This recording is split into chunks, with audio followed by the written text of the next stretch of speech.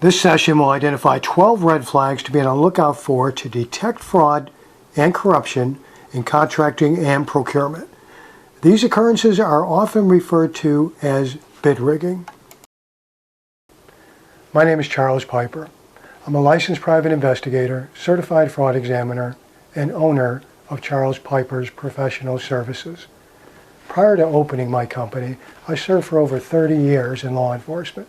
Got my start in the United States Army and the Military Police Corps. I next served as a city cop, a detective, and for over 20 years as a federal agent. I've conducted investigations from coast to coast.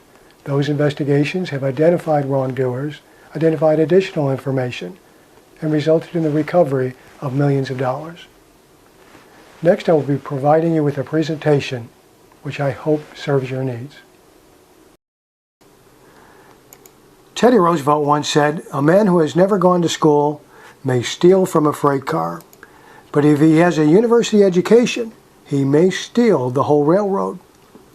During my career, I've conducted numerous investigations involving the circumventing and manipulation of contract and procurement rules and regulations by business owners and employees, contracting officials, and even high-ranking government officials. Often those cases also involve corruption, meaning bribery, kickbacks, and/or conflicts of interest. Some of those wrongdoers have been sentenced to prison.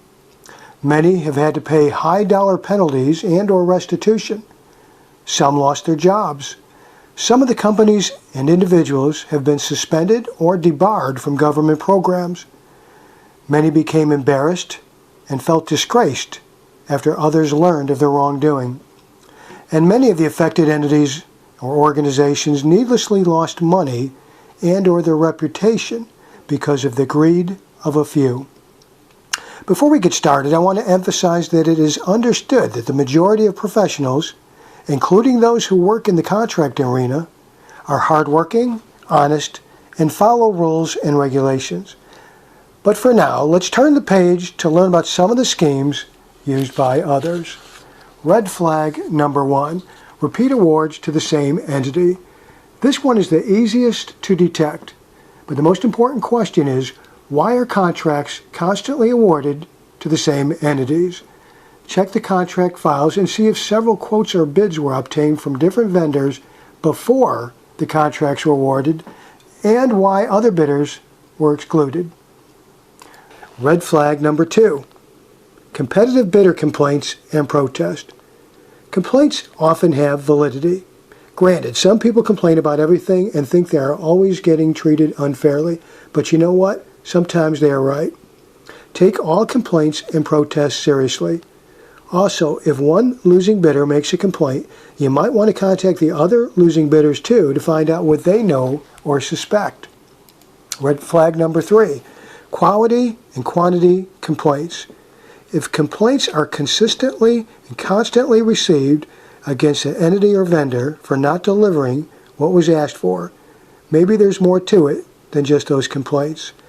I've conducted investigations where the vendors which had the most complaints for non-shipment of goods were also paying the contracting officers bribes.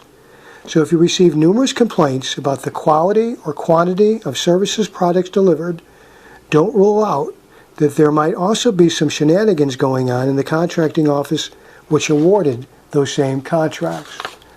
Red flag number 4, multiple contracts awarded below competitive thresholds. A dishonest contracting official might split purchase orders to keep them under a dollar threshold so they can award a bunch of smaller dollar purchase orders to the same vendor without first getting any competitive quotes.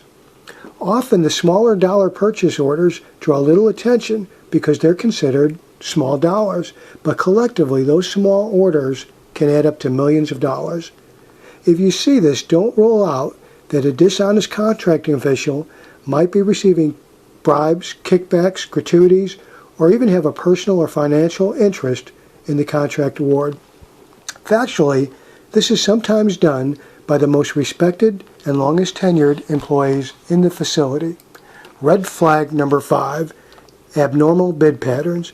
If, for example, you see that 4 vendors submitted bids and the top 3 bidders bid high, say between $8,000 and $10,000 each, and the low bidder bid about $2,500 for the very same supplies or service.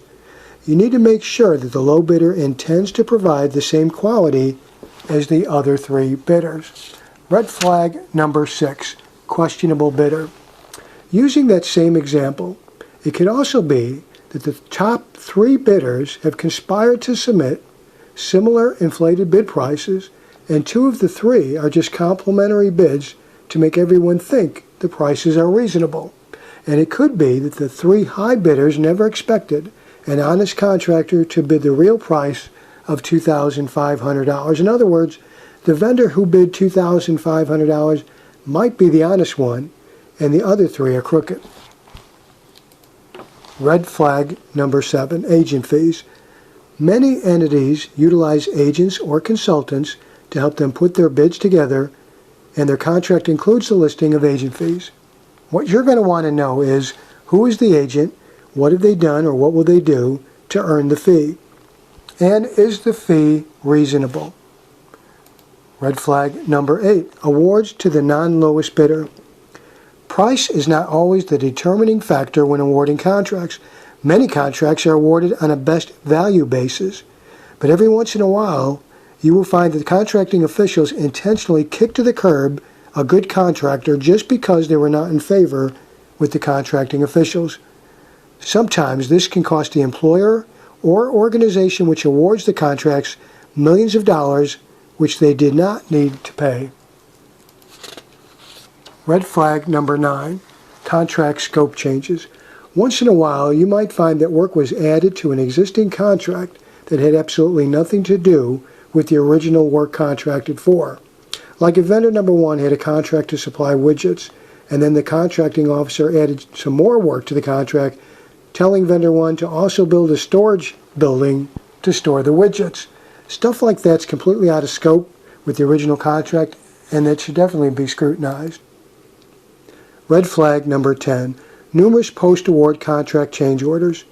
You might see contracts that started out asking for one thing, but then after the contract is awarded, additional requirements, which are somewhat related, are tagged on. If you see lots of change orders in a contract, you might want to take a close look not only at that contract, but other contracts awarded to that same contractor. Red flag number 11, urgent needs or sole source. Some organizations allow contracts to be awarded without competition if there's an urgent need. The Department of Defense sometimes awards contracts under those conditions in times of war. Check the facts and make sure it was really an urgent need and not an attempt to avoid competition. In addition, some organizations may award a contract to a specific company without competition because that company is allegedly the only one or the sole source which can provide what's needed. A simple check of the internet might find that other entities could have filled the need, perhaps even at a less cost. Red flag 12, questionable minority disabled ownership. Many government agencies set aside a certain percentage of contracts for minority-owned or disabled-owned companies.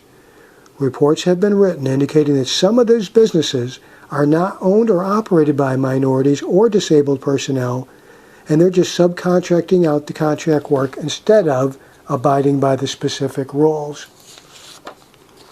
As previously stated, it's understood that the majority of contracting officials, vendors, and business entities are honest. That said, when dishonesty plays a role in awarding contracts and procurements, many honest people and entities lose out, and some lose money. The question which begs to be asked is, what does someone do when they find or detect one or more of these red flags? The most important tools or methods to utilize in these cases are document and data review and analysis, investigative planning while utilizing superb organizational skills, well-planned and thoroughly conducted interviews conducted by an experienced professional, and well-documented investigative activity. All the document and data review and analysis in the world alone will normally not prove a case, and certainly will not usually prove intent. However, well-planned and thoroughly conducted investigations conducted by an experienced professional will often prove the facts that need to be proven so that those facts will hold up in court and/or other hearings. Having knowledge of these red flags is an important step to keeping the contracting and procurement procedures running effectively and with integrity, and they will assist in preventing companies and organizations from unnecessarily losing money. It will also help ensure fair and open competition. I hope that this information was useful for you and that it will assist in your efforts to ensure the integrity of the contract and procurement process for the organization in which you have a responsibility or other interest. My name is Charles Piper, owner of Charles Piper's Professional Services. A short description of my company and my contact information will follow. Thanks for watching, and I wish you the best of luck.